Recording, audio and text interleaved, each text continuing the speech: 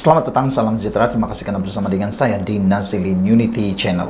Saudara-saudara sekalian, pendedahan pada petang ini pastinya menarik karena ianya membabitkan Mahathir Mohamad, Perikatan Nasional dan Muhyiddin Yassin. Benarkah seperti yang didakwa ini, Tun Mahathir sengaja mahu Perikatan Nasional kalah dalam PRN? Saudara-saudara, ini satu pendedahan yang memang sangat luar biasa. Memang membuatkan kita terkejut dan tertanya-tanya sejauh mana keikhlasan Mahathir Mohamad membantu Perikatan Nasional, membantu Muhyiddin Yassin. Kerana jika benar Mahathir sengaja mahu Perikatan Nasional kalah PRN, apakah sebenarnya sebab dan sebenarnya apakah tujuan Mahathir bersekongkol dengan Muhyiddin Yassin? Ikuti terus ulasan pada petang ini. Jangan lupa tinggalkan komen Anda, tekan butang subscribe. Beberapa tulisan Tun Mahathir Mohamad kebelakangan ini, jika diteliti dengan jelas, membawa maksud mengajak orang Melayu memusuhi orang bukan Melayu, selain melakukan serangan kepada DAP yang disokong oleh 90% pengundi bukan Melayu dengan dakwaan mahu menguasai negara ini. Kalau diperhatikan pula tulisan yang menggambarkan pendirian terbarunya sejak hilang deposit dan sejak Anwar Ibrahim menjadi Perdana Menteri sekarang ini, ini begitu jauh berbeza dengan pendirian ketika beliau menjadi Perdana Menteri selama 22 tahun dan kemudian ketika menjadi Perdana Menteri selama 22 bulan lagi melalui sokongan Pakatan Harapan pada 2018-2020 yang lalu. Sebagaimana poket yang berubah boleh menjadikan manusia berubah, hilang kuasa, hilang deposit dan sakit hati kepada musuh yang kini menjadi Perdana Menteri, rupa-rupanya turut mengubah hampir sebahagian besar pendirian Tun Mahathir adalah dahulu dan sekarang. Antara dahulu dan sekarang, jika dulu beliau benar-benar dilihat sebagai pemimpin berjiwa Malaysia dengan tiada masalah langsung terhadap kemajemukan kaum di negara ini, sambil sering mengajak perpaduan antara kaum, kini semuanya sudah berubah. Pernah menerima sokongan DAP untuk menjadi Perdana Menteri buat kali kedua, kemudian tanpa segan memuji DAP lebih baik daripada MCA kerana bermesyuarat dalam bahasa Melayu serta menyanyikan lagu kebangsaan. Kini tuduhan beliau ialah DAP dan kaum pendatang kononnya mahu menguasai negara ini, ingin Malaysia menjadi negara berbagai kaum dan agama rasmi Islam diganti dengan negara sekuler, negara yang tidak ada agama rasmi. Orang Melayu yang tertutup dan terhad pergaulannya barangkali akan mudah terpengaruh serta seronok dengan tulisan Tun Mahathir yang seiring dengan perjuangan proklamasi orang Melayu yang kini dilaung-laungkannya itu. Tetapi orang Melayu yang terbuka, malah anak-anaknya sendiri yang menjalin perniagaan dengan orang bukan Melayu untuk menjadi kaya, boleh jadi secara diam-diam turut ragu-ragu dengan keikhlasan beliau.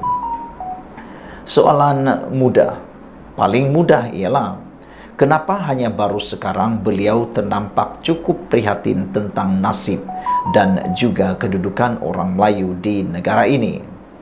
Ketika berkuasa selama 22 tahun dan campur lagi 22 bulan, kenapa tidak berbuat sesuatu yang konkret mengenai nasib orang Melayu melalui kuasa sebagai Perdana Menteri yang ada dalam tangannya?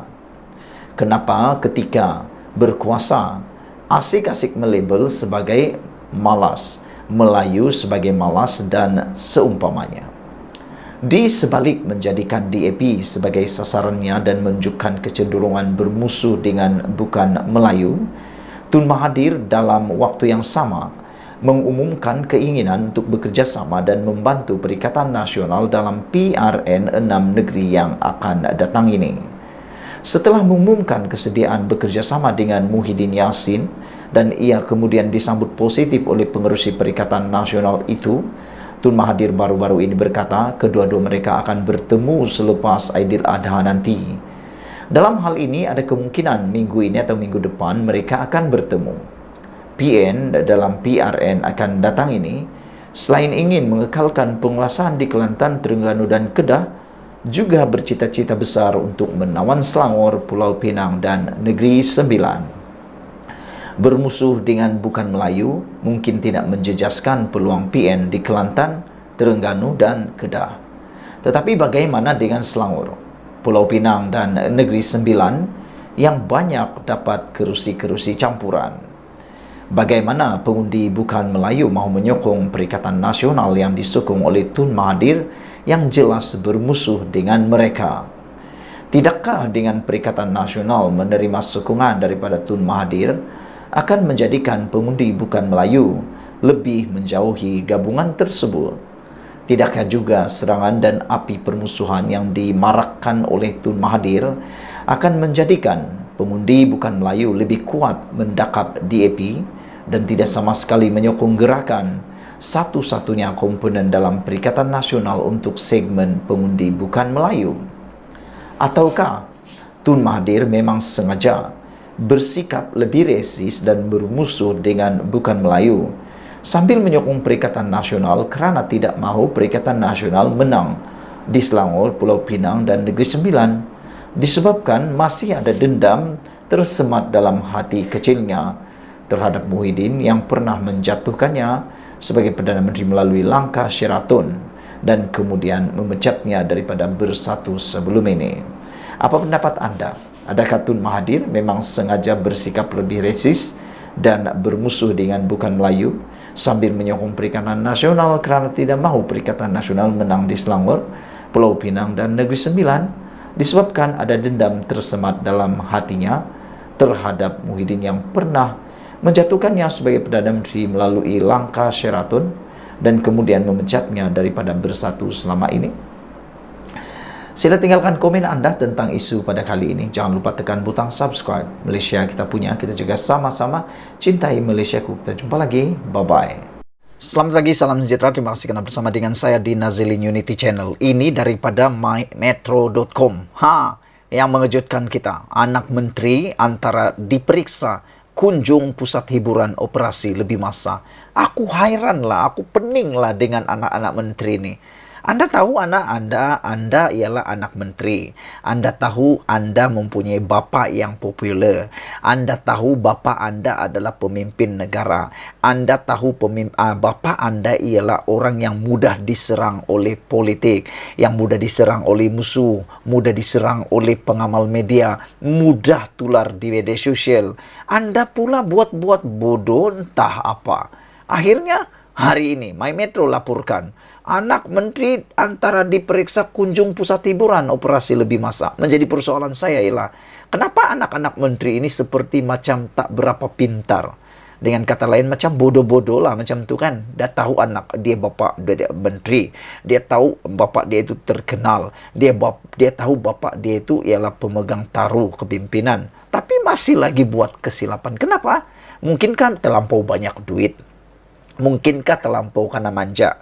Mungkinkah terlampau tiada ajaran agama? Atau mungkinkah tiada perhatian langsung daripada menteri-menteri ini kerana sibuk bekerja? Aku pun tak tahulah. Mungkin salah satunya, ya jawapannya mungkin terlampau banyak duit lah kan. Bapak dia kaya raya, mungkin itu sebabnya dia sibuk jalan-jalan ke pusat hiburan. Dia sibuk menghabiskan duit. Dia sibuk untuk tidak mengamalkan agama. Mungkin itulah. Dan persoalan kita pagi ini ialah agak-agak anak siapakah ini? Anak menteri siapakah ini? Atau siapa bapaknya? Menteri apakah ini? Sehingga anak ini di antara diperiksa kunjungi pusat hiburan yang melakukan operasi lebih masa. Masuk ke pusat hiburan itu pilihanlah. Tapi mengikuti pusat hiburan sehingga lebih masa itu satu kesalahan. Dia sudah tahu itu sudah lebih masa, tapi kenapa masih di dalam pusat hiburan itu? Pergilah pulang terus kan. Aduh, ini pula berlaku di Langkawi. Anak siapa lain ya? Anak menteri lagi tuh. Anak seorang menteri antara yang diperiksa. Terbatuk aku. Gara-gara anak menteri ini terbatuk kita. Mungkin karena terlampau banyak setan kali di mulut. Anak seorang menteri antara yang diperiksa dalam serbuan polis di sebuah pusat hiburan di sini minggu lalu kerana beroperasi lebih massa. Difahamkan lelaki berusia 35 tahun itu baru tiba dari Pulau Pinang dan berkunjung ke pusat hiburan terbabit. Menurut sumber, anak menteri terbabit bagaimanapun tidak ditahan selepas ujian saringan air kencing, mendapati dia negatif dada. Syukurlah dia negatif dada. Kalau dia positif dada lagi, hancurlah. Sudahlah pergi pusat hiburan lebih massa. Kalau dia positif kencing dadah lagi, aduh ini parah namanya. Nasib baiklah dia negatif dada. Syukurlah. Terdahulu satu media sosial memuat naik laporan polis mendakwa anak seorang menteri antara yang ditahan dalam serbuan di pusat hiburan terbabit. Sementara itu, Ketua Polis Daerah Langkawi, Assistant Commissioner Sariman Ashari mengesahkan terdapat serbuan dibuat. Dalam serbuan jam 2 pagi, jam 2 pagi lagi tu, aduh. Pada jam 2 pagi 29 Jun lalu, satu pemeriksaan dibuat ke atas satu pusat hiburan di Kuah yang beroperasi lebih massa. Dalam pemeriksaan itu, 2 orang tempatan, lelaki tempatan ditahan kerana positif dada. Namun mereka tiada kaitan dengan mana-mana ahli politik. Saringan air kencing ke atas pengunjung lain adalah negatif dan mereka tidak ditahan di lokap, kata mereka atau kata laporan ini. Saudara-saudara sekalian, apapun yang berlaku, sama ada anak menteri ini lelaki atau anak menteri ini perempuan, yang mana berumur 35 tahun dan berlaku pula di Langkawi, tapi beliau berasal dari Pulau Pinang, kita tak tahu siapa anak menteri ini, siapa menteri itu. Tapi yang pastinya, kita boleh nasihatkan kepada anak-anak menteri ini.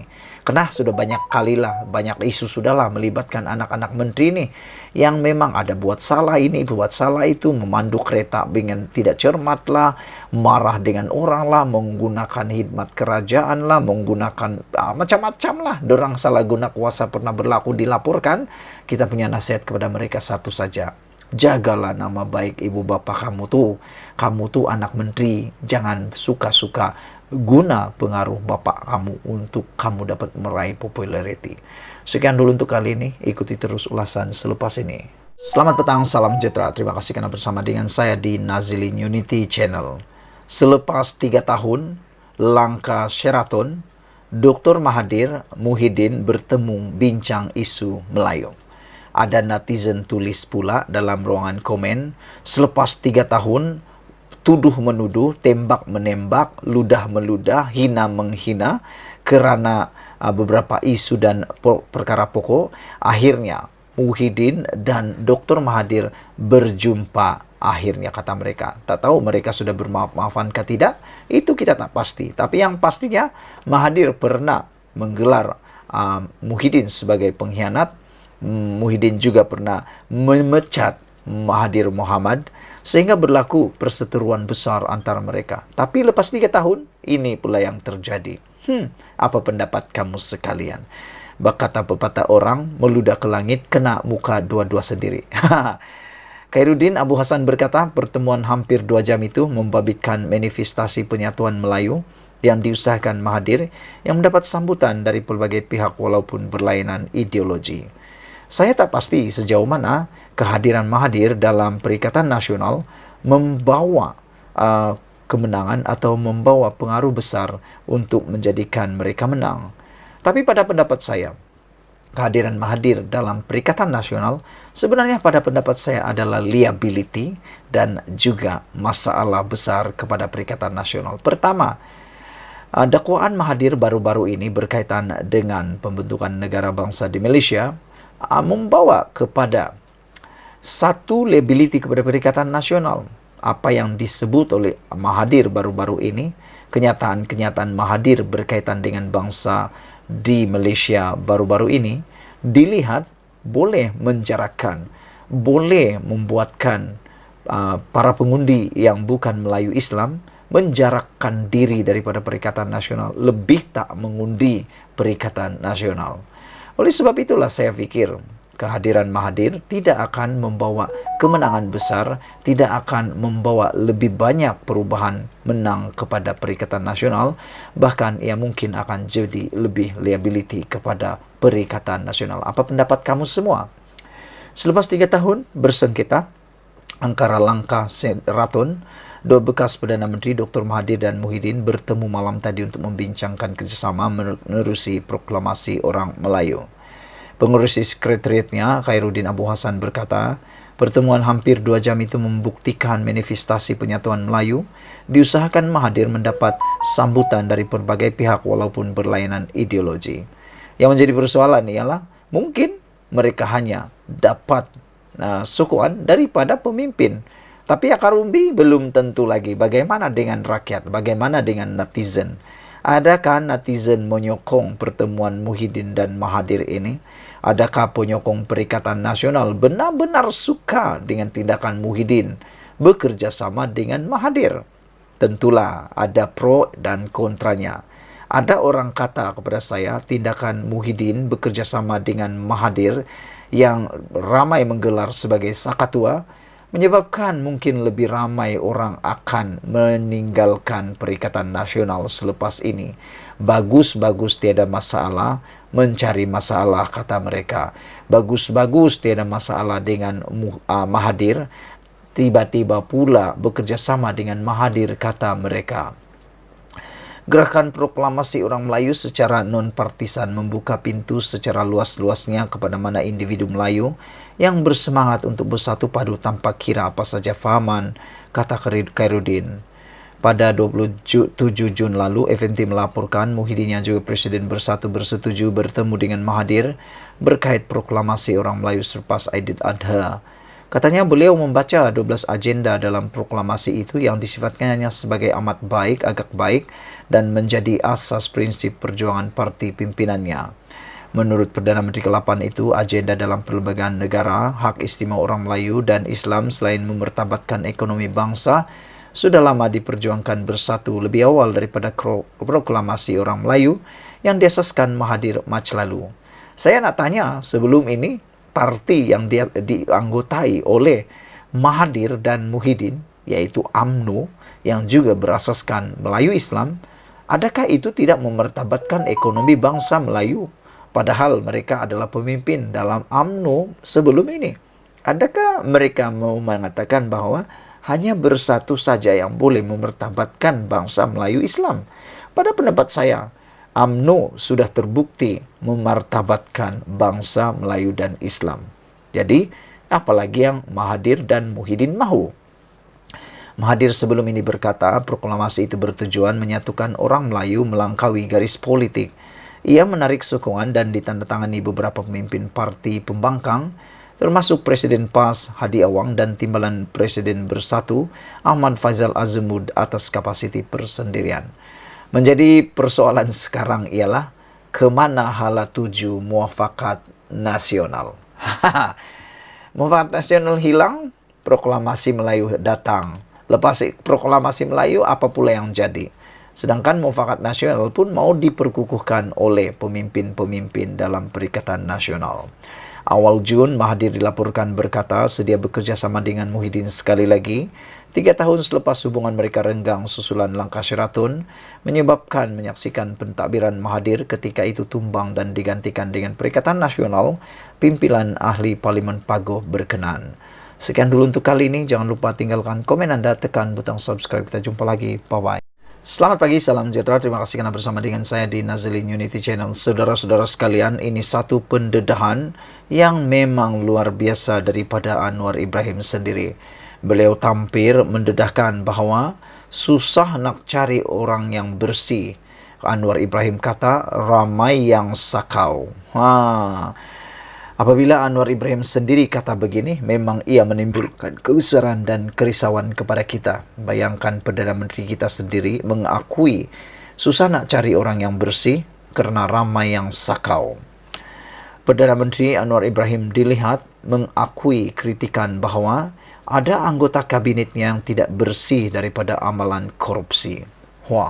Perdana Menteri Anwar Ibrahim dilihat mengakui kritikan bahawa ada anggota kabinetnya yang tidak bersih daripada amalan korupsi. Inilah sikap Anwar Ibrahim yang kita harus puji. Dalam keadaan yang betul, dia perbetulkan. Dalam keadaan yang salah, dia mengakui. Begini orang yang tepat. Jangan sampai pura-pura tak tahu. Jangan sampai pura-pura nak melindungi orang. Yang salah tetap salah, yang betul tetap betul. Ini pemimpin yang kita cari. Jangan pula, jangan pemimpin yang lain. Pemimpin yang lain termasuklah pengikut menjadi korup. Anwar Ibrahim mengakui, Perdana Menteri Anwar Ibrahim dilihat mengakui kritikan bahwa ada anggota kabinet yang tidak bersih daripada amalan korupsi. Ini daripada Malaysia Kini.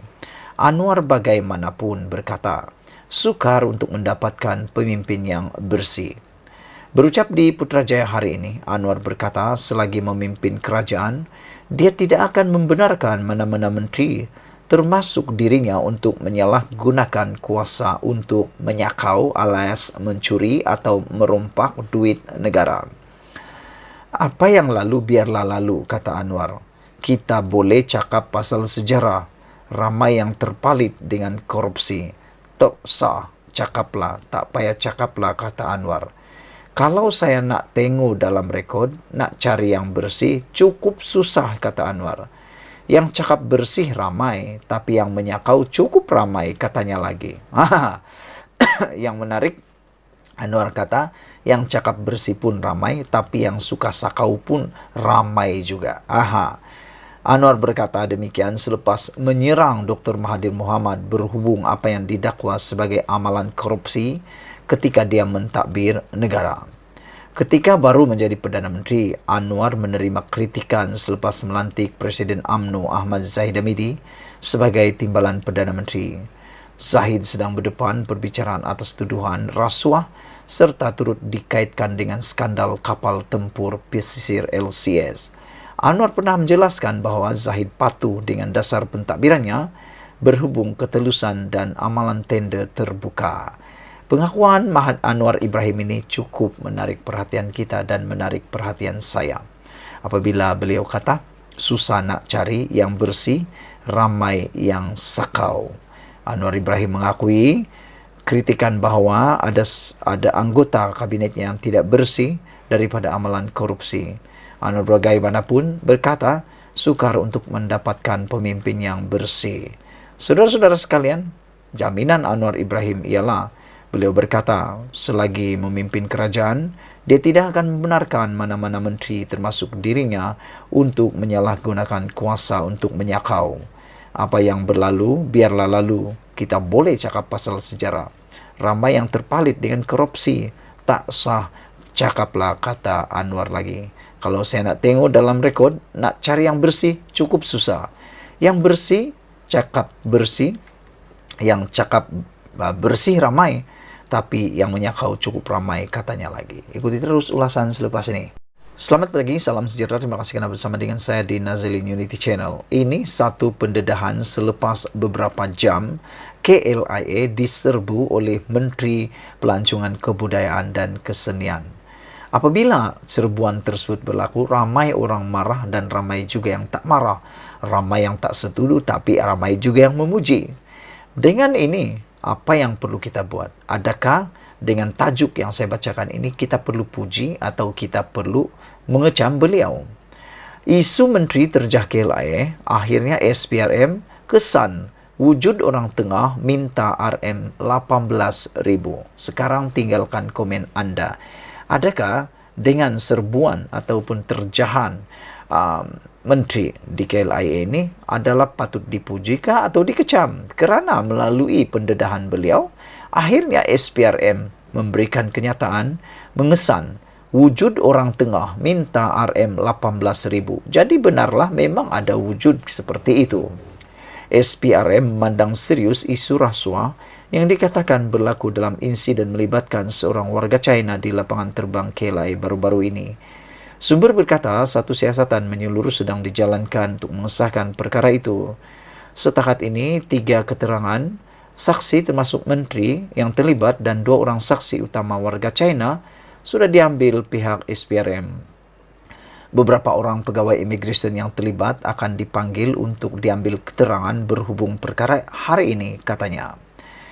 Menurut sumber terbabit, SPRM juga sudah mengenal pasti seorang individu yang disyaki menjadi orang tengah dalam urusan menyelesaikan kes melibatkan seorang pelancong asing yang dikatakan tidak memenuhi syarat kemasukan di negara ini sebagaimana ditetapkan Jabatan Immigration Malaysia JIM. Kami sedang giat mengesan individu yang merupakan ejen yang dikatakan meminta wang rasuah sebanyak RM18,000 bagi menyelesaikan kes terbabit, kata beliau. Sementara itu, Ketua Pesuruh JSPRM Tan Sri Azam Baki ketika dihubungi mengesahkan kes disiasat di bawah Seksyen 16A Akta SPRM 2009. Beliau menggesa semua pihak untuk tidak membuat sebarang spekulasi dan memberikan masa bagi SPRM melengkapkan siasatan ini. Saudara-saudara sekalian, dengan perkara ini akhirnya kita ketahui apa yang didedahkan oleh Tiong King Sing yang mengatakan ada orang tengah minta RM18,000. Akhirnya SPRM kata mengesahkan mereka sedang giat mengesan individu yang merupakan ejen yang dikatakan meminta wang rasuah sebanyak RM18,000 bagi menyelesaikan kes terbabit. Kita sebagai netizen yang mengikuti isu ini, kita berharap supaya SPRM dengan segera dapat mengesan, menangkap dan membawa orang yang memalukan Malaysia ini yang telah menjadi ejen orang tengah ini meminta wang rasuah sebanyak RM18,000 ini ditangkap segera dan dihadapkan ke muka pengadilan. Kerana kata pepatah, kerana nila setitik merosakkan susu sebelanga. Kita berharap perkara ini tidak akan berulang lagi. Dan saudara-saudara sekalian, kita berharap negara kita akan terus dikunjungi oleh pelancong tak lama lagi. Kita ikuti terus ulasan selepas ini. Selamat petang, selamat sejahtera. Terima kasih kerana bersama dengan saya di Nazilin Unity Channel. Ini satu perkara yang paling panas yang berlaku dalam politik Malaysia menjelang PRN akan datang. Dakwaan negara berbilang bangsa bertentangan dengan perlembagaan, Dr. Mahathir menghina rakyat Sabah dan Sarawak. Wah, ini memang panas. Siapa yang menyatakannya? Siapa lagi kalau bukan pemimpin daripada Sabah sendiri, Wilfred Madius Tangau. Beliau membantah kepelbagaian bangsa dan kaum di Malaysia dikecilkan kepada Melayu Malaya semata-mata. Saudara-saudara sekalian, menurut Madius Tangau, Malaysia yang disertai Sabah dan Sarawak pada 1963 merupakan tanah bebas dan berdemokrasi, bukannya berdasarkan etnokrasi Melayu atau teokrasi Islamis, kata Wilfred Madius Tangau. Itu sebabnya Madius kata, Mahathir dakwa negara berbilang bangsa bertentangan perlembagaan sebenarnya satu penghinaan kepada rakyat Sabah dan Sarawak. Ahli Parlimen Tuaran Wilfred Madius Tangau membidas bekas Perdana Menteri Dr. Mahathir Mohamad susulan kenyataan kontroversi berkait tanah Melayu dan identiti berbilang bangsa Malaysia menyifatkannya berbaur penghinaan kepada penduduk Malaysia Timur khususnya Sabah dan Sarawak. Dalam kenyataan, bekas Presiden APCO itu berkata, serangan Mahathir terhadap kepelbagaian dan sekularisme mendedahkan niat jahat imperialis dan penjajah Malaya dan melihat Sabah dan Sarawak sebagai hak milik penjajah orang Melayu Malaya. Beliau mengingatkan Mahathir, ketika pembentukan Malaysia pada 1963, ia merupakan kesatuan 4 negara sekular dan pelbagai kaum, yaitu Malaya Semenanjung, Singapura, Sabah dan Sarawak. Dr. Mahathir, dengar baik-baik. Kalau anda perlu diberi peringatan, Sabah dan Sarawak bukan hak milik penjajah dipindahkan daripada Great Britain kepada tanah Melayu, kata Madius Tangau. Kami tidak memilih menggantikan British dengan Malaysia sebagai tuan penjajah pada 1963. Andai itulah rancangan untuk menjadi lampiran kepada etnokrasi seperti mana diinginkan Dr. Mahathir, Sabah dan Sarawak tidak akan menyertai pembentukan Malaysia, kata Madius Tangau. Beliau berkata, jika mana-mana pihak mahu mengubah kontrak sosial pada 1963 dengan diam-diam menjajah Sabah dan Sarawak, justru merekalah yang membawa Malaya keluar dari Malaysia. Malaysia yang disertai Sabah dan Sarawak pada 1963 merupakan tanah bebas dan berdemokrasi, bukannya berdasarkan etnokrasi Melayu atau teokrasi Islamis. Dengan menghina rakyat Sabah dan Sarawak sebagai subjek imperialis dan penjajah Malaya, Dr. Mahathir mengisytiharkan perang terhadap idea pembentukan Malaysia, katanya. Katanya lagi, Sabah dan Sarawak terdiri daripada pelbagai bangsa, antaranya Kadazan, Dusun, Murut, Bajau, Suluk, Iban, Bidayu, Orang Hulu dan Melanau. Beliau membantah kepelbagaian bangsa dan kaum di Malaysia dikecilkan kepada Melayu Malaya semata-mata.